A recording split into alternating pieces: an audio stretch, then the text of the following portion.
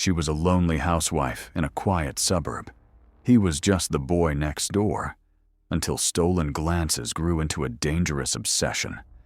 What began as a secret soon twisted into obsession, blackmail, and a night of blood on the kitchen floor. How did a forbidden romance between neighbors end with one of them dead and the other in handcuffs? At the center of this horrifying story was the secret and illicit affair between Ethan and his married neighbor, Angela Brown. On the morning of January 17, 2014, the quiet cul-de-sac of Brookhaven was broken by the sight of flashing red and blue lights. Squad cars lined the curb, their doors ajar as uniformed officers moved in and out of the Brown home. Curious neighbors whispered from their porches, some clutching robes against the cold, others clutching coffee mugs that had long since gone cold. The stretcher that emerged carried not an older man, not a stranger, but the 19-year-old boy everyone on the block had watched grow up, Ethan Parker. His lanky frame was covered with a white sheet, the blood already seeping through in places, a chilling confirmation that something terrible had taken place behind the brick walls of the house next door. Inside, Angela Brown sat at her kitchen table, her face as pale as porcelain. Her hands, streaked with blood, trembled as she stared into nothing. To the officers documenting the scene, she looked like a woman who had just lived through a nightmare. To the neighbors, she would soon become something else entirely, a housewife whose secret life had ended in violence. But to understand how that moment came to be, one has to go back months earlier, when everything still looked deceptively normal. Angela had been married to Ronald Brown for 14 years. They had met at Texas State University, where she studied education, and he studied business administration. Ronald was ambitious, a man who built his construction company from the ground up. By his mid-30s, he was doing well enough that Angela no longer had to work. He bought her a home in Brookhaven, a tidy suburb outside Dallas, with manicured lawns and cul-de-sacs, where kids rode bikes until dusk. Together, they had 2 children, both in middle school. And from the outside, Angela's life seemed enviable. But appearances only told part of the story. Behind the beige brick walls, Angela's marriage was fading into silence. Ronald was consumed by his company, often gone before sunrise and returning after dark. At first, she told herself it was temporary, that once the business stabilized, they would travel more, spend more time together. But the years stretched on, and instead of vacations, there were more contracts, more deadlines, more nights Angela spent alone in the kitchen, scrolling through her phone while the children disappeared into their rooms. She was 42, still madly attractive and admired by many house mothers in the neighborhood. She was the mother who organized bake sales, who drove carpools, who remembered birthdays. But what no one noticed was that beneath her reliable smile was a deep loneliness, the kind that gnawed at her in quiet moments, reminding her of the girl she used to be before her world shrank to chores, errands, and the invisible labor of keeping everyone else afloat.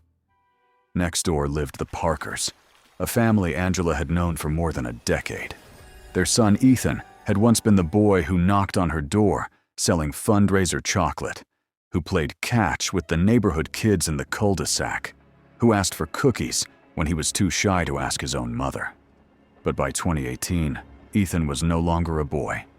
At 19, he had shot up in height, his face still holding traces of adolescence, but now framed by the beginnings of a man's features.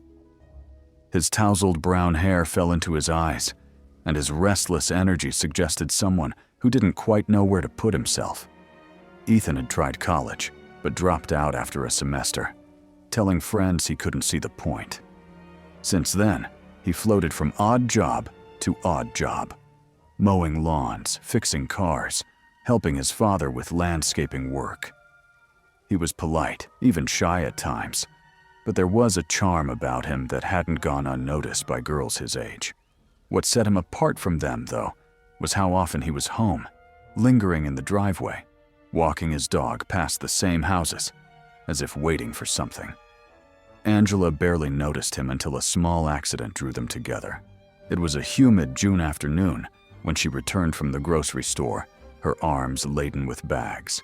As she struggled to unlock the front door, a carton of milk slipped, bursting open on the driveway. Before she could curse her luck, Ethan appeared. He bent down, scooping the bags from her arms as if it were the most natural thing in the world. "Here, let me help you, Mrs. Brown," he said, flashing the grin of someone who had grown comfortable in the neighborhood. She thanked him, embarrassed by the mess, and led him into the kitchen. He set the bags on the counter and lingered for a moment, chatting about how he was between jobs, helping his dad out when he could. Angela found herself smiling more than she expected. It wasn't just the help, it was the way he looked at her, as if she wasn't invisible, as if she wasn't just someone's wife or someone's mom. When he left, she told herself it was nothing.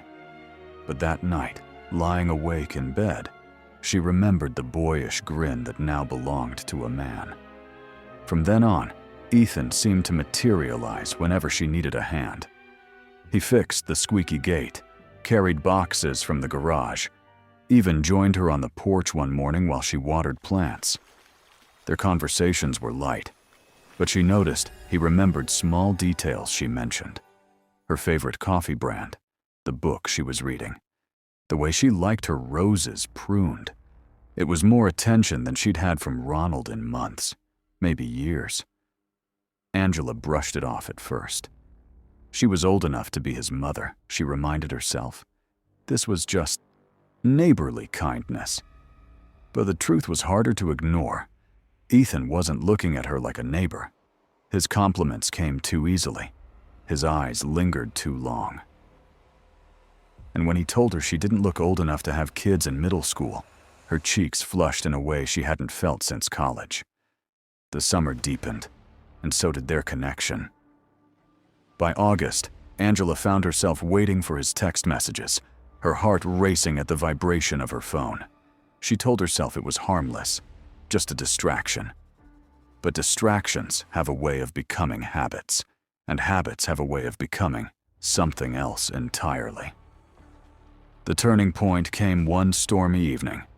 Ronald was working late again. The children were at a sleepover, and Angela was alone in the house. The power flickered out as thunder cracked overhead, plunging the rooms into shadow. A knock at the door startled her. When she opened it, Ethan stood there, soaked from rain, saying his own house had lost power.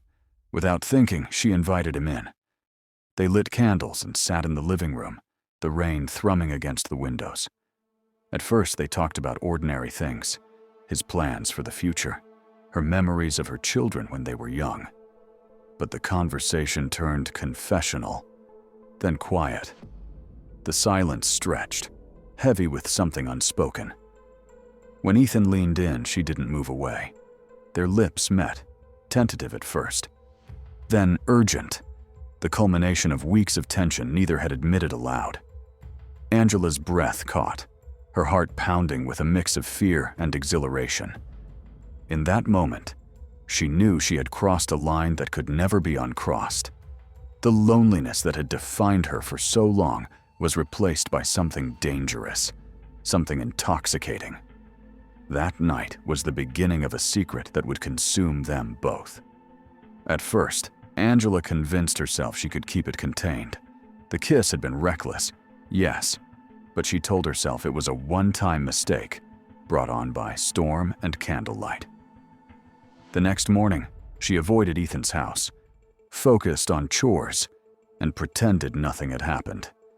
But denial is fragile, and it cracked the moment she saw him again. He was leaning against the fence that divided their yards, his grin shy but knowing.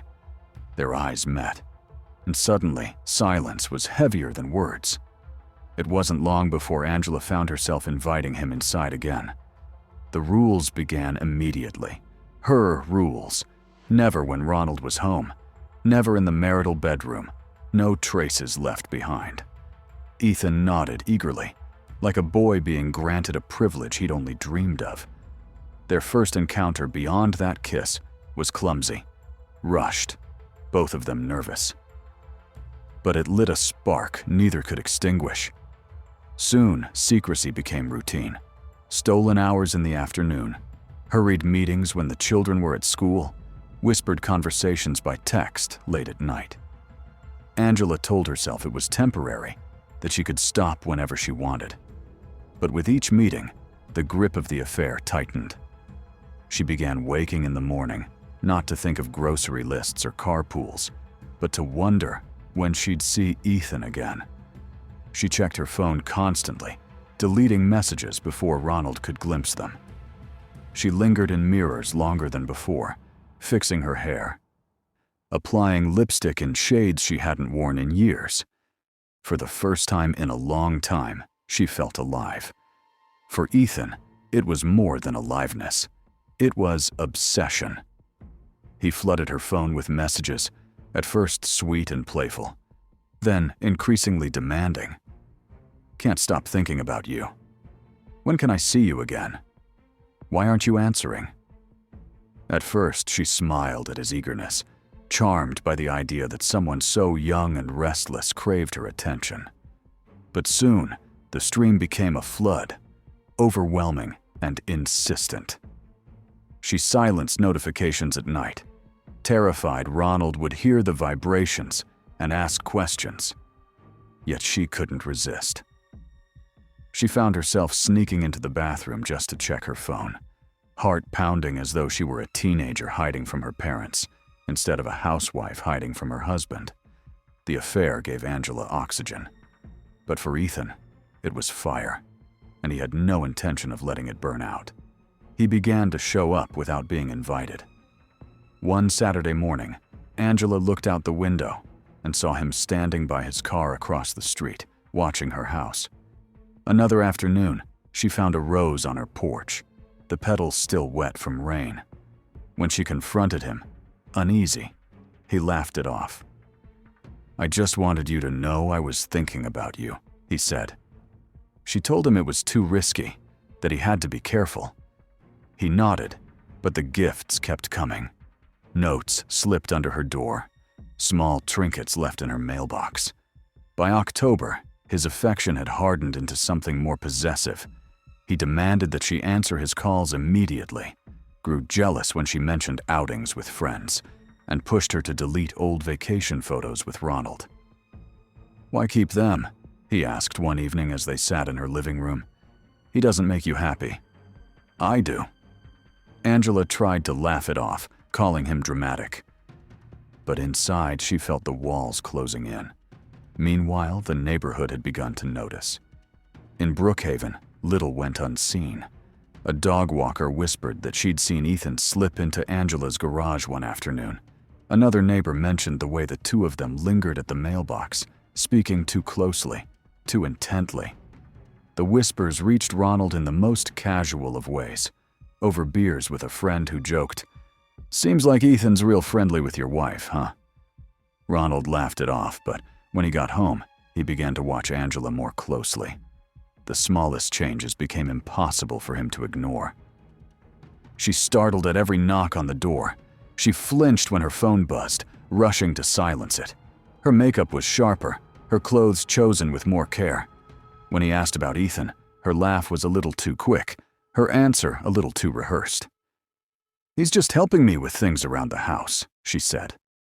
Ronald nodded, but suspicion had already taken root. Angela felt the tension tightening on every side. Ronald's eyes on her, neighbors' whispers behind curtains, Ethan's constant demands. She began to sense that what had begun as an escape was becoming a trap. But breaking free was easier imagined than done. Every time she resolved to end it, Ethan would appear with that boyish grin, saying he couldn't live without her, and she would falter. The breaking point came in November. They met in her kitchen, the blinds drawn, voices low. Angela's hands shook as she spoke. We can't keep doing this. It was a mistake. I can't risk my family." Ethan's face hardened. "A mistake? That's what I am to you? After everything you told me?" She shook her head, tears forming. "I care about you. But it has to stop." His voice rose, the softness gone. "You think you can just use me and throw me away? You think I'll let you go back to him like nothing happened?" Angela tried to calm him, but his next words froze her blood. "If you leave me, I'll tell him everything. I'll tell your husband, your kids, the whole neighborhood." Angela stood there, her heart pounding, realizing the gravity of what she had done. What she thought was an affair hidden in shadows was about to be dragged into the light. Ethan wasn't letting go. He wasn't drifting away quietly. He was threatening to tear apart everything she had built. The affair had begun as an escape from loneliness. Now, it was a prison, with no easy door out. The time after Angela tried to end things should have been the time when Ethan faded quietly out of her life, slipping back into the role of the neighbor boy everyone knew, but few really noticed. Instead, it was the beginning of his unraveling. His texts, once filled with jokes and longing, turned frantic. "Why are you ignoring me? I saw you with him. Don't lie. We belong together. Why won't you admit it?"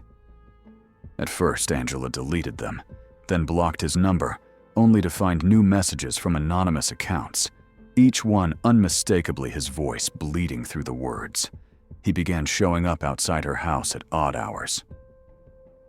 Sometimes in the middle of the afternoon, standing by his car, pretending to tinker with the hood while watching her window.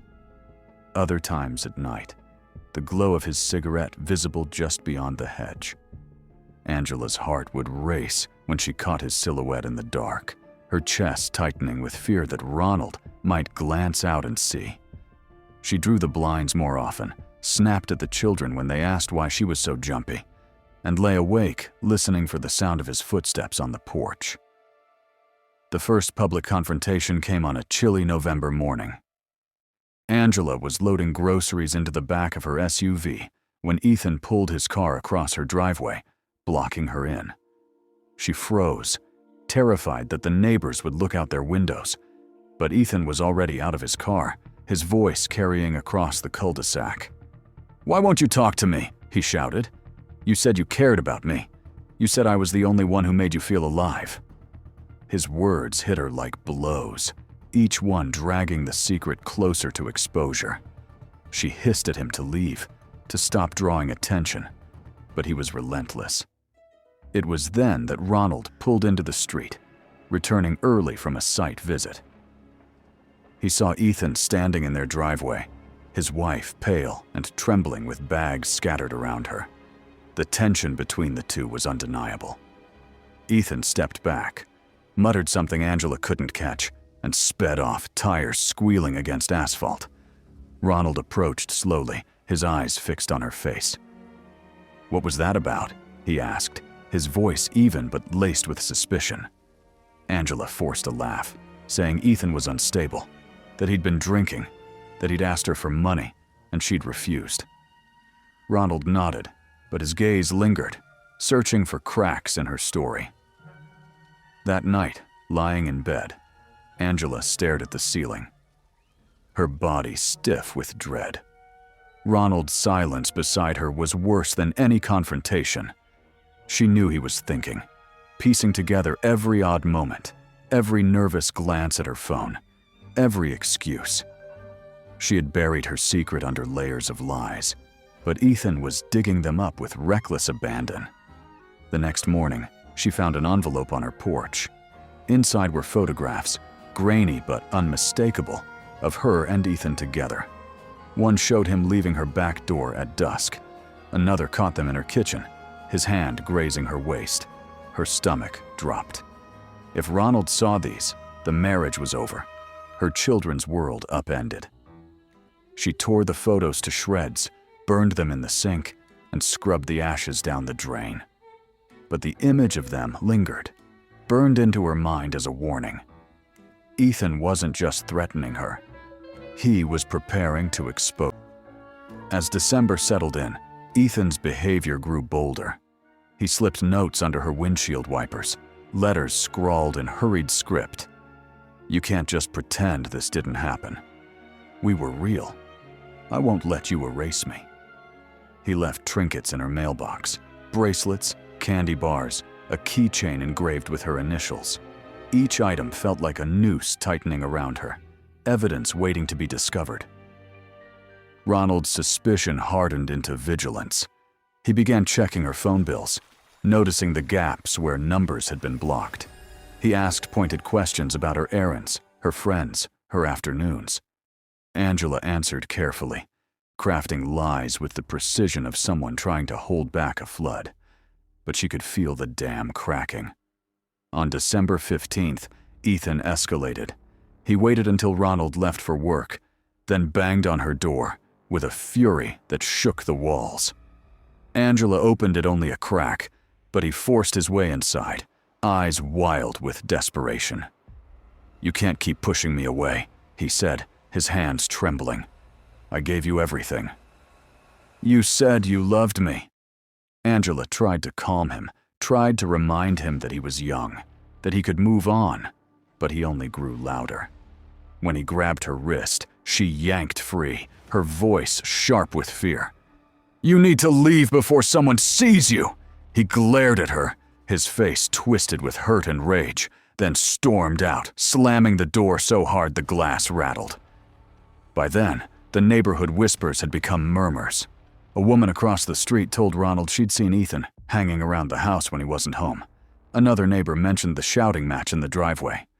Ronald confronted Angela one evening, his voice quiet but cutting. "Is there something you need to tell me?" She shook her head, tears springing to her eyes. "He's unstable, Ronald. He's been bothering me. I don't know why. I didn't do anything." Ronald stared at her, weighing truth against instinct, then walked away without another word. The silence in the brown home became suffocating. Ronald's eyes followed her. The children sensed tension, and Angela felt trapped between her husband's suspicion and Ethan's obsession. She stopped sleeping, stopped eating, her nerves stretched thin. Every time her phone buzzed, her stomach lurched with fear. Every time Ethan's car idled nearby, her pulse spiked. Finally, she sent the message she had been rehearsing in her mind for weeks. "It's over. Don't contact me again." She hit send with trembling fingers, then sat in the darkened living room, staring at the screen.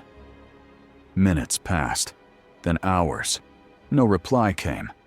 Relief washed over her, thin but intoxicating. Maybe he had finally listened. Maybe it was done. But Ethan wasn't the kind of boy who let go. His silence was not surrender. It was a gathering storm. While Angela exhaled, believing she had broken free, Ethan was already planning the night that would end everything. On the night of January 16th, 2014, the house was too quiet for Angela to trust it. The children were at her sister's for a sleepover. Ronald had stayed late for a meeting with a subcontractor, and the only sounds were the refrigerator's low hum and the occasional car rolling past the cul-de-sac. She tried to read, then to tidy the already tidy kitchen, then to sit still and breathe. At 9:27 p.m., the backyard motion light snapped on. She looked up from the sink, her pulse spiking. A shadow crossed the patio. The sliding door was locked. She had checked it twice, but as she moved closer, she saw the latch wasn't seated all the way. She reached out, hand trembling. That was when the door eased open 3 inches, and Ethan stepped inside with a breath of cold air. He looked thinner than she remembered, sleepless circles under his eyes, hair pushed back by the wind. "You weren't answering," he said, voice raw. "I waited. I can't do this anymore." Angela's first instinct was to reach for her phone. She kept it on the counter near the stove. Ethan saw the movement and shook his head, a warning in his eyes. Don't. Please. I'm not here to hurt you. I just need you to say you didn't lie to me." She held herself still, palms open, trying to keep her voice from shaking. "You have to leave. Right now, Ethan." "This is not the way." He took a step closer, and she stepped back toward the kitchen island. The overhead light threw both of their shadows against the cabinets, tall and sharp. "You said you loved me," he whispered. "You said I made you feel alive. You don't get to pretend none of that happened." The argument rose in tight circles. Pleads, reminders, denials. The same doomed words they had said too many times in texts and whispers, now spoken aloud in the one room she had kept off limits. When she moved again for her phone, he reached out, his hand closing around her wrist. It wasn't a hard grip at first, more of a plea, but fear tightened every muscle in her body. She jerked free, stumbled sideways into the counter, and her hip knocked the knife block askew, handles rattling like bones. He said her name, softer this time, but the softness wasn't enough to unwind the panic now racing through her. In a motion that felt both automatic and impossible, she grabbed the nearest handle and brought the blade up between them. Ethan froze. For a heartbeat, neither of them breathed. "Put it down," he said, hands lifting, palms out. "Angela, please. I'm not going to hurt you. Just talk to me." He stepped forward a fraction without meaning to. She saw the movement as lunge, the kitchen's bright light turning every twitch into threat. She kept the knife extended, the point shaking.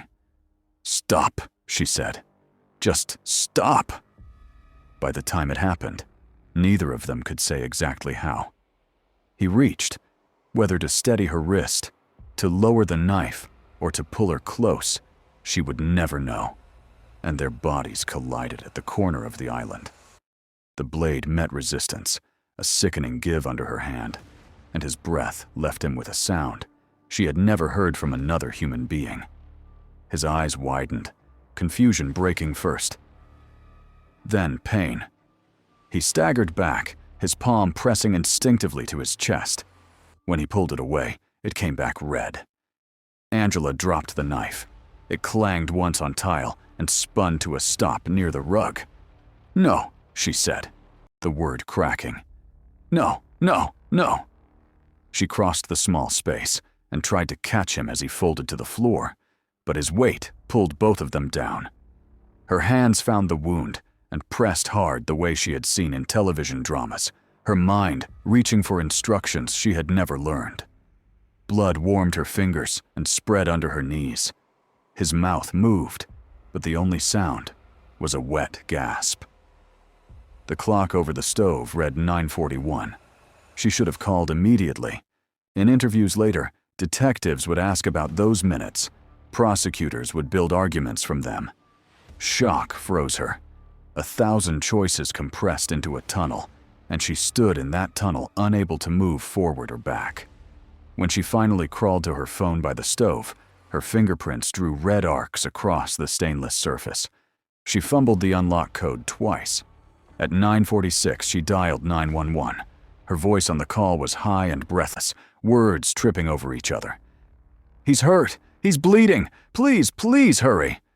The dispatcher's questions were simple. "Address? What happened? Is he conscious?" But each answer felt like a confession she could not quite make. "He broke in," she said at one point. At another, "We argued, and he fell." The contradictions would be noted. While she was on the phone, a neighbor 2 doors down heard the raised voices and the sharp clatter of the knife, stepped onto her porch, and caught sight of Ethan through Angela's kitchen window, slumped on the floor. That neighbor called too. By the time the first patrol car rolled around the cul-de-sac at 9:53, 2 calls were in the system, and the motion light on the patio was still on, casting a cold square on the concrete.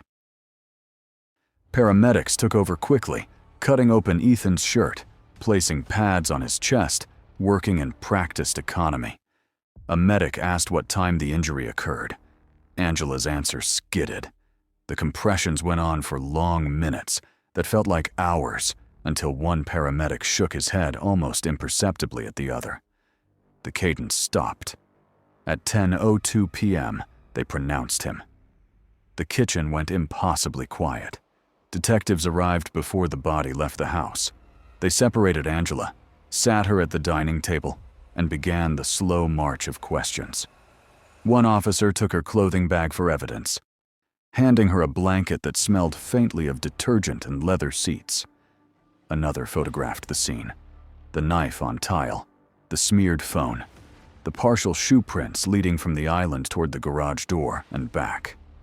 Blood spatter told its own story. Medium velocity patterns near the island, transfer smears on the cabinet edges, a void where her body had been as she leaned over him. Ring cameras from 2 neighbors captured a blurry silhouette entering Angela's backyard from the side gate at 9:23 and the arrival of the first police car. A third doorbell camera across the street caught audio only, muffled voices, then a thud. Ethan's phone, recovered from his pocket, showed months of messages, pleading, possessive, threatening, many from numbers Angela had blocked and many from her to him, the early ones tender and later ones frightened. The last outgoing text from her phone to his, "It's over. Don't contact me again," sat above an unanswered string from him sent earlier that evening. "I'm coming over. We need to talk." The medical examiner documented a single stab wound to the left anterior chest, depth consistent with penetration of the heart. Toxicology later found nothing of note. Faint abrasions ringed Angela's right wrist, consistent with a brief grab. There were no bruises on Ethan's knuckles. In another context, the constellation of facts might have built a cleaner claim of self-defense, but detectives also noted a 5-minute gap between the injury and the 911 call, and the half-hearted attempt to drag a tarp from the garage toward the kitchen. When asked about the tarp, Angela stared at the floor and said she didn't remember doing it. Ronald arrived at 10:19 p.m., flagged down at the perimeter, eyes wide with a kind of disbelief that looks like anger. An officer told him enough to steady his body and unsteady his life. He sat on the curb with his head in his hands, while lights strobed their relentless colors across the brick. He did not look at Angela when they led her past him to the patrol car. She kept her eyes down, because looking up would break something inside her that could not be fixed. The charging decision landed hard and fast. The district attorney's office weighed murder against manslaughter and settled on second-degree murder. No prior intent, but a fatal act preceded and followed by choices that cut against pure self-defense. Angela's attorney pushed for a plea to a lesser count. The state refused, citing the delay, the attempted concealment, and the cumulative pattern of secrecy. Trial that summer drew news vans that looked almost sheepish, parking under maple trees. The courtroom was small, the air-conditioned chill at odds with the heat outside. Prosecutors constructed a narrative built on escalation and control. A married woman who initiated a forbidden relationship, then tried to erase the consequences when the boy she had drawn in would not stay in the lines. They played the 911 call, letting the jury hear her fractured story. They walked through the forensic map of the kitchen, each photograph a square of the puzzle fitted into place. The defense answered with context the state had flattened. They called neighbors who had seen Ethan lurking, a co-worker of Ronald's, who said he had warned his friend something seemed wrong at home, a digital analyst who read aloud the messages where Ethan threatened exposure. Angela did not deny the affair. She did not deny holding the knife. She spoke of fear, of Ethan's mounting presence in every corner of her life, of her husband's tightening suspicion, of the moment in the kitchen when she believed something irreversible was about to happen to her. She cried when shown a photo of Ethan at 7 years old in a superhero costume on Halloween because she had handed him candy that year and had not imagined the line between them could ever blur. The jury took 2 days. They returned a verdict of guilty on second-degree murder. At sentencing, the judge spoke quietly about choices and trajectories, about how a suburban life can narrow until the smallest spark burns the house down. Angela received 25 years in state prison. She nodded once, as if the sentence put words to a reality she had already begun living the night of the kitchen light and the knife's bright arc. After the verdict, Brookhaven tried to resume its rhythms. For sale signs sprouted along the street that summer, like a second bloom. The Parkers held a small funeral, the kind where photos on easels strain to hold a boy's whole life. Ronald sold the brick house at the end of the cul-de-sac, moved the children to a rental across town where no one knew their names. On the last day in the house, he stood alone in the kitchen, looking at the rectangle of tile where a rug had been replaced, and then he turned off the light. In prison, Angela's days became measured by counts and meal trays, by a job in the laundry where heat and steam could blur thought into bearable shapes. She wrote letters to her children that began with, "I am sorry," and ended with, "I love you," and sometimes she received replies that said they were trying. At night, she lay on a narrow bunk and replayed the moments that had led her there, some bright and some dark, all now fixed in a sequence that the mind can neither stop nor reorder. The story the neighbors tell now begins and ends with warnings about appearances, about boundaries, about how a longing left unattended can grow teeth. But stories told at a distance always sound cleaner than the ones lived in kitchens under too bright light. What is true is this: a lonely woman reached for a kind of oxygen. A young man mistook desire for destiny. And in a small room where dinner had been cooked 1,000 times, a blade found a heart and ended one life while remaking others beyond recognition.